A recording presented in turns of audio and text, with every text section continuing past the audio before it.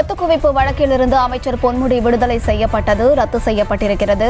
என்ன பேச்சு, அதாவதுங்க ஆம்பாவம் என்ன தெனாவிட்டு அப்படின்னு பார்த்தீங்கன்னா, பெண்களை பார்த்து ஓஷி அப்படின்னு சொன்னீங்களா இல்லையா? இப்போ போய் அங்கே ஓசி கழிக்குங்க. உடன்பிறப்புகளும் மூத்த வழக்கறிஞர்களும் கடுமையான விவாதத்தில் ஈடுபட்டு கொண்டிருக்க செந்தில் பாலாஜி ஏக குசியில புழல் சிறையில் இன்னொரு பெட்ஷீட்டை போட்டு பக்கத்தில் விரிச்சு உட்கார்ந்துருக்காராம்.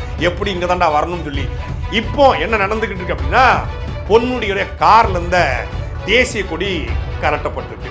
தேசிய கொடி கலட்டும் போதே நமக்கு லைட்டா ஒளிவட்டம் தெரியுது. இதுதான் நடக்க போகுதுன்னு கணிக்கலாம்.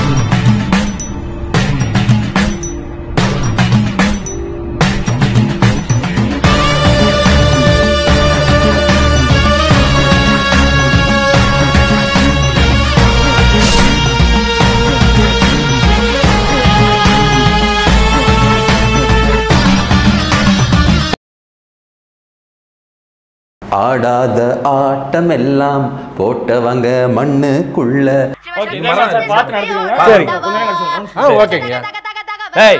பாட்ட மாத்துக்கடா. இப்படி ஓடு மொத்த கொட்ட பல்ல அழகி முத்து முத்து சொல்ல அழகி சொல்ல அழகி சீமையில பேர அழகி செஞ்சு வச்ச மாற அழகி. நண்பர்களே, வேற ஒண்ணு இல்ல. என்னடாச்சுன்னா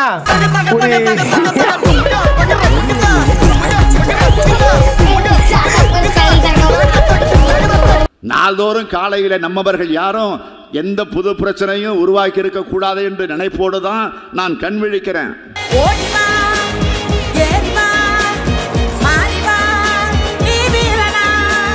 ஆடலும் பாடலும் நிகழ்ச்சி போட்டே ஆகணும். காரணம் என்னன்னா, எங்கள் அண்ணன் இருக்கார் பார்த்தீங்களா, பொன்முடி அவர்கள், அவரோட டான்ஸ் ஸ்டைல் நமக்கு ரொம்ப பிடிக்கும். என்ன ஆட்டம் போட்டார்னு கொஞ்சம் பார்த்து வாங்கினேன்.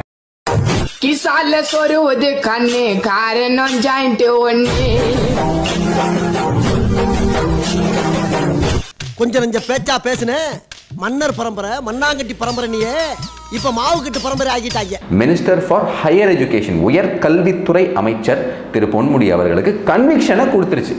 நல்லா புரிஞ்சுக்கோங்க, அவர் ஜுடிஷியல் கஸ்டடியிலையோ அக்யூஸ்டோ கிடையாது, அவர் கன்விக்டட், அவர் குற்றவாளி தான் அப்படின்னு நம்ம நீதிமன்றம் சொல்லிருச்சு.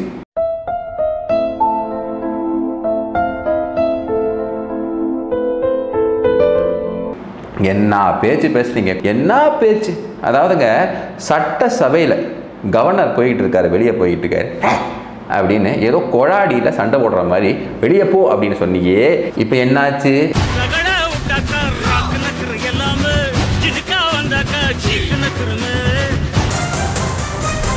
சொத்து குவிப்பு வழக்கிலிருந்து அமைச்சர் பொன்முடி விடுதலை செய்யப்பட்டது ரத்து செய்யப்பட்டிருக்கிறது.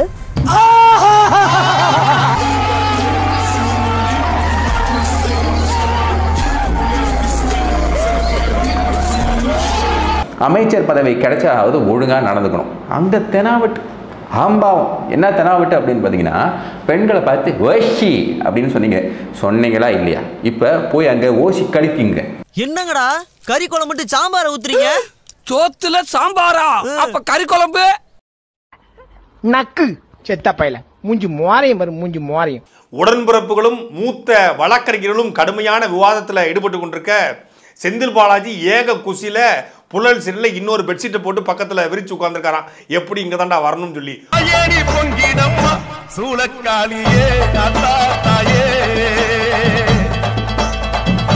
நீதிபதி ஆனந்த் வெங்கடேஷ் அவர்கள் இந்த வழக்கை ஒரு தானாக முன்வந்து எடுத்தார். ஜூமோட்டோ என்ற அடிப்படையில் தானாக முன்வந்து எடுத்து இந்த வழக்கை நான் விசாரிப்பேன்னு சொன்னார். புஷ்பானா ஃப்ளவர் நினைச்சிங்களா?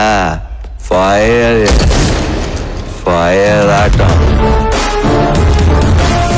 இது ஒட்டுமொத்தமாக நீதித்துறைக்கே அவமானம், அதனால இந்த வழக்கை எடுத்து நடத்தி நான் விசாரிப்பேன் என்று ஆனந்த் வெங்கடேஷ் அவர்கள் இந்த வழக்கை எடுக்கிறார். அப்போதே பல பேருக்கு வேட்டியில போயிருச்சு.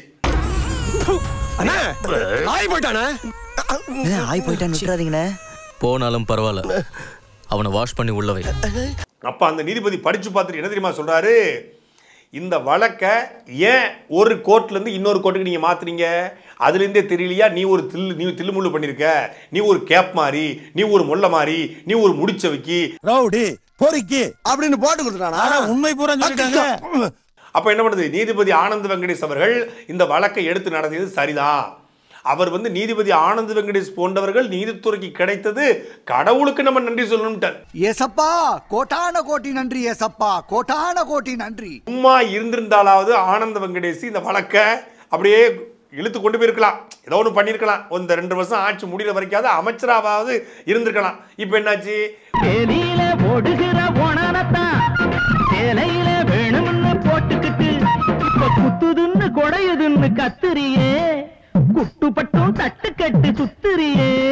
பொன்முடிக்கு இந்த வழக்கு மட்டும் தான் இருக்குன்னு நினைக்கிறீங்களா? 1996 இருந்து 2001 வரைக்கும் போக்குவரத்து துறையில் அமைச்சராக இருந்தார். இப்போ இந்த போக்குவரத்துலாம் எவ்வளவு கேவலமா இருக்கு நீங்க பாத்தீங்கல்ல. அப்படிப்பட்ட பஸ் இப்படி நாசமாவதுக்கு அன்னைக்கே பேஸ்மெண்ட் போட்டு கொடுத்தவர் தான் அன்றைக்கு போக்குவரத்துறை அமைச்சராக இருந்த பொன்முடி. ஆனா வெதை நான் போட்டது இதெல்லாம் பெருமையா? கடமை, ஒவ்வொருத்தருடைய கடமை. போக்குவரத்துள்ள இவர் 1996 இருந்து 2001 வரைக்கும் அமைச்சராக இருக்கும்போது தான் போல்டு நட்டுல இருந்து கக்கூசு வாளி முதற்கொண்டு ஆட்டையை போட்டு பல கோடியை சேர்த்திருக்கதாக. நீ நல்லா இருக்க மாட்டடா, நல்லாவே இருக்க மாட்டடா. போக்குவரத்துறை அமைச்சரா இருக்கும்போது அப்பவும் வழக்கு போடுறாங்க. அதிமுக ஆட்சி வந்த பிறகு திருப்பியா திருந்துறானா? திருந்தல. ஐயாவா வாடா வாடான்னு எதுவும் சொன்னியா? ஃப்ளோல ஏதாவது வந்திருக்கும். ஃப்ளோல கெட்ட வார்த்தை கூட வரும் சில நேரத்துல. தீர்ப்பு என்ன அப்படின்னா, வருகிற 21ஆம் தேதி சரியாக காலை 10:30 மணிக்கு நம்ம பொன்முடிக்கு என்ன தீர்ப்பு, தீர்ப்புடைய விவரங்கள் என்ன அப்படிங்கிறத மரியாதைக்குரிய நீதிபதி ஜெயச்சந்திரன் அவர்கள் அறிவிப்பார் என்று சொல்லியிருக்காங்க.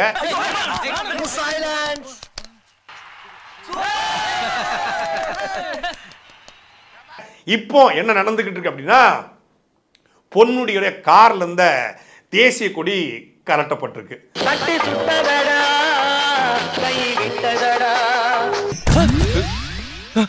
சீட்டுக்கு ஆப்பா அட பாவிகளா, இப்படி பார்த்து பார்த்தா கழட்டுறீங்களாடா. சட்டை கிழிஞ்சிருந்தா தச்சு முடிச்சிடலாம், நெஞ்சு கிழிஞ்சிருச்சே என்ன எங்க முறையிடலாம் அப்படிங்கிற மாதிரி தேசிய கொடி கலட்டும் போதே நமக்கு லைட்டா ஒளிவட்டம் தெரியுது.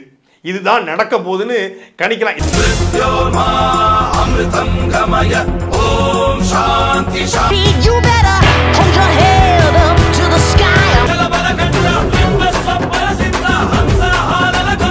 தேசிய கொடியை கட்டும் போதே முடிவு பண்ணிட வேண்டிதான்.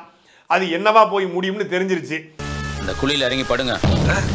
குமாருக்கு தெரிஞ்சா என்ன தெரியல. ஹலோ குமாரு குழி தோண்டி வச்சிருக்காங்கப்பா, இந்த மணி வேற உள்ள போய் படுகிறா. அப்போ நம்ம அண்ணன் செந்தில் பாலாஜிக்கு கேரம் போர்டு விளையாடுறதுக்கு ஆள் கிடைக்கலாம், கூட பகடை இது தாயக்கட்டை உருட்டுறதுக்கு ஆள் கிடைக்க போகுது.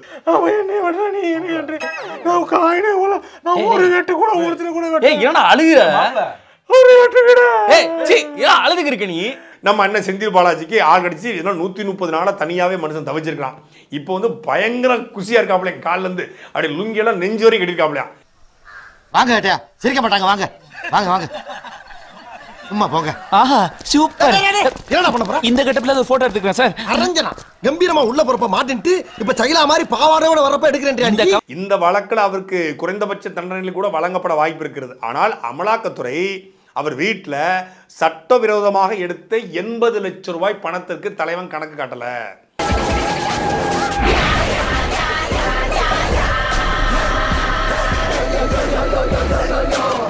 இந்த எப்படா இவர் கைது செய்யப்படுவாரு, எப்படா இவருக்கு வந்து நீதிமன்றம் ஆப்பு வைக்கும் சொல்லி காத்துட்டு இருக்காங்க. இவர் சிறைக்கு போன அடுத்த நொடியே அமலாக்கத்துறையின் அந்த வழக்கிலும் அவர் மீண்டும் கைது செய்யப்பட்டு சிறைப்படுத்துவதற்கான வாய்ப்புகள் அதிகமாக இருக்குன்னு சொல்லி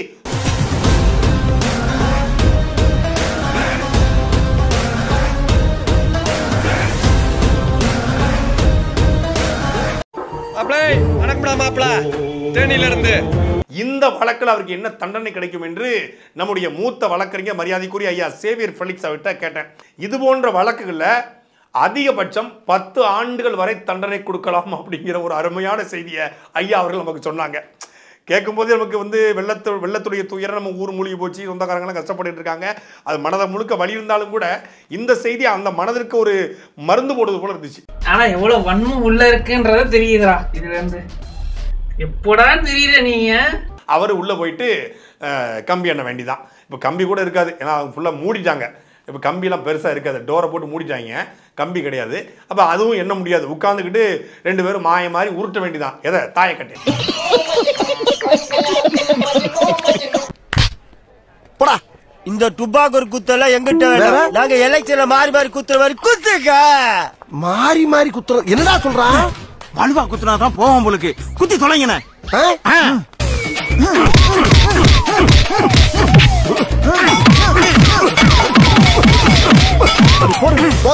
இன்னும் எத்தனை காலம் தான் ஏமாற்றுவார் இந்த நாட்டிலே, சொந்த நாட்டிலே, நம் நாட்டிலே.